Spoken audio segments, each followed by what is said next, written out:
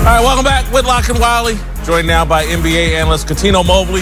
Let's move to the NBA playoffs, where the Warriors battled their way to a win in a bumpy game 1 against the Rockets last night. Houston definitely had a chance to steal the game, but didn't help their cause by losing it on the refs down the stretch after a series of what they thought were missed fouls on James Harden's three-pointers. After the game, Harden was still pleading his case. I just want a fair chance, man. Call the game how it's supposed to be called, and that's it. And I'll live with the results. But when you, especially we all know what happened, a few years back with Kawhi, like that can change the entire series. Just call the game how it's supposed to be called, and we'll live with the results. And it's plain and simple. I've been fouled by James on a James three-pointer before. I ain't trying to hear that. Nah, I ain't going with that one.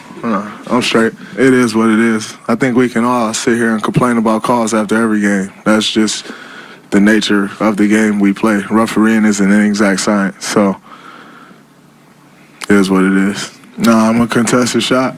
I contest a shot. When you land 3 feet ahead of where you shoot the ball from, that ain't really my issue. All right, the NBA released its 2-minute report today, and they say there were 3 incorrect calls in the final 2 minutes, all against the Rockets. But they did rule James Harden's three-pointer at the end of the game was correctly called as not being a foul. All right, the question here is, what was worse, the officiating or how the Rockets handled the officiating? The officiating, and if they could continue to tweet, let's talk about the other minutes, especially the first half, the 3 egregious non-calls. I agree with exactly what they said. There were 3 incorrect calls. The one at the end, James Harden and Draymond, which Draymond was talking about, I get it. But this just feels like a classic case of when the officials, and they go over their reviews of the games and what to look for. They also say what not to fall sucker for. And I think they came out in that first half and they were like, we're not getting baited into this 3-point fouling situation.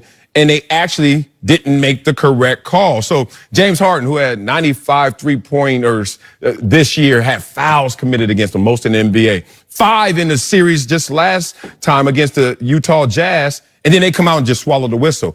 I'm with James Harden and his gripes. The officials got it wrong. The NBA even took notice.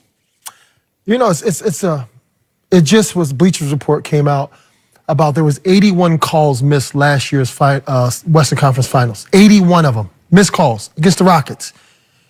Now, me being Marcellus, us being professionals, you a game or 2 away from going to finals. And sometimes you go to the finals like LeBron James, 8 straight, whatever it is, whoever, Kevin Durant, Stephen Curry. Sometimes you don't even make it. So when it's situations like this where one call can dictate a series, a situation, how you play next, what do you do?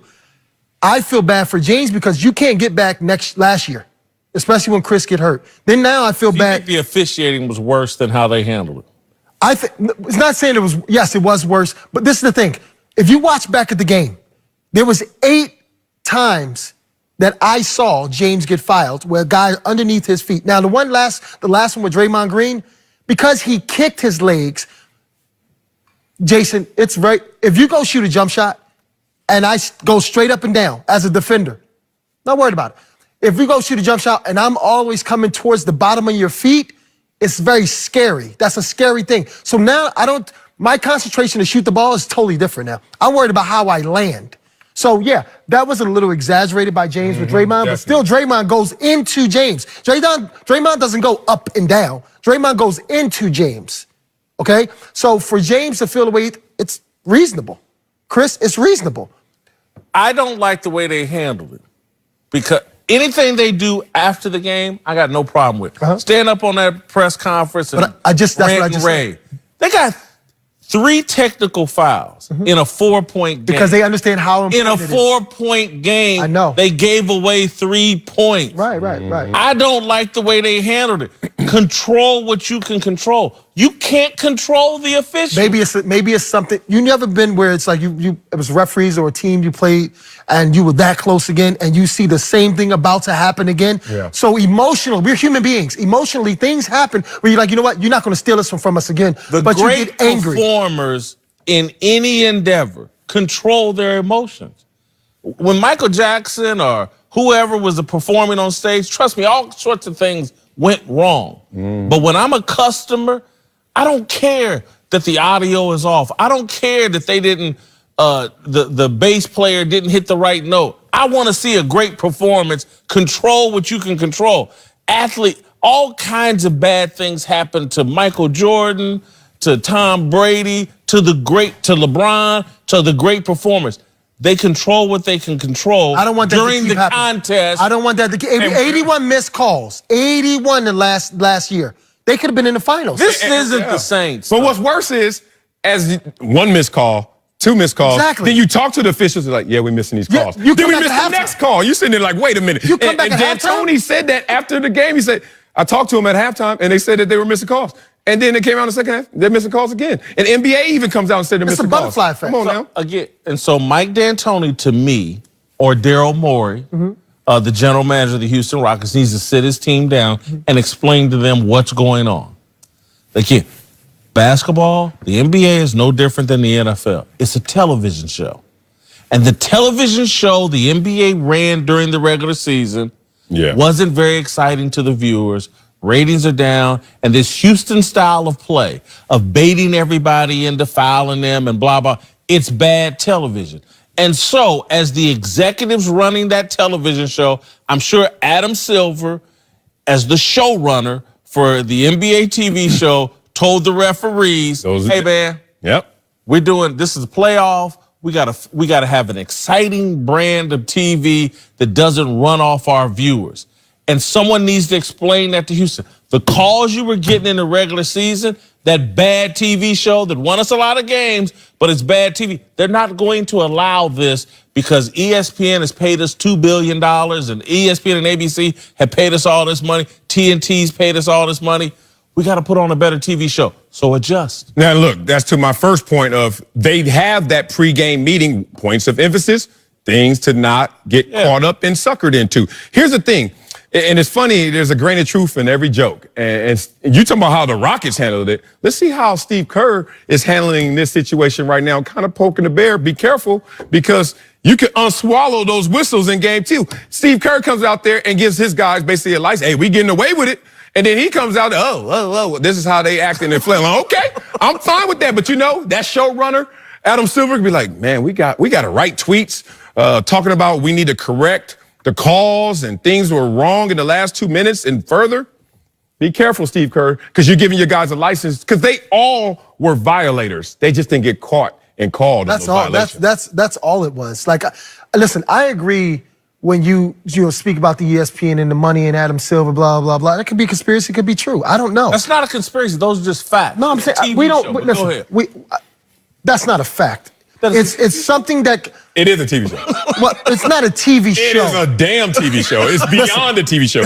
They sell us some playoffs and we get more money and they get way more. I'm asking you this. Super Bowls and when you watch those 8 times Klay Thompson or Draymond Green contested or Sean Livingston contested, were they fouls? I'm asking you that. That's it.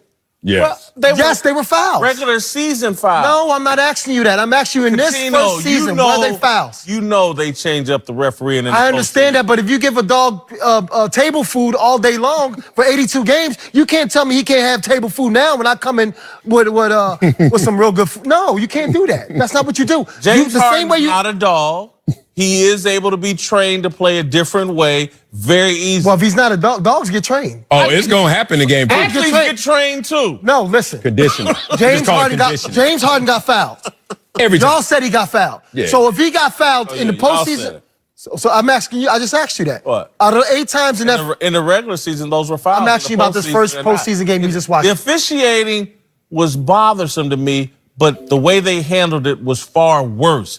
You have to continue to keep your focus. But I just explained that. It was a very close game. But I explained that to you. They got these technical fouls and gave away It's not easy to get to the finals, and I explained that to you. Sometimes, yes, the emotions may, got ahead of them, but it's not easy to get to the finals, and Chris Paul knows that. James Harden knows Did I argue that it was easy? No, but what I'm saying is you tell me keep your emotions. I may never get here again. So I got my energy, my emotions. What do you want me to control? You want me to be this patient as possible? He's saying context matters, so you got to know the context. This is playoff. It's going to slow down, and we're not calling everything. But my point is... And you learn that between games sometimes, not necessarily in the game. 81 times last year in the Western Conference Finals, they got it wrong. This year, in the first half, there was 4 calls they said was wrong. You come back and you tell D'Antoni that was our fault, and you still don't do that. I'm upset. That's what D'Antoni said happened. No, referees do that. That's what they do. They come in halftime. Katina, we missed it. Steve, we missed it. We're sorry about that. We're going to look out for you next time.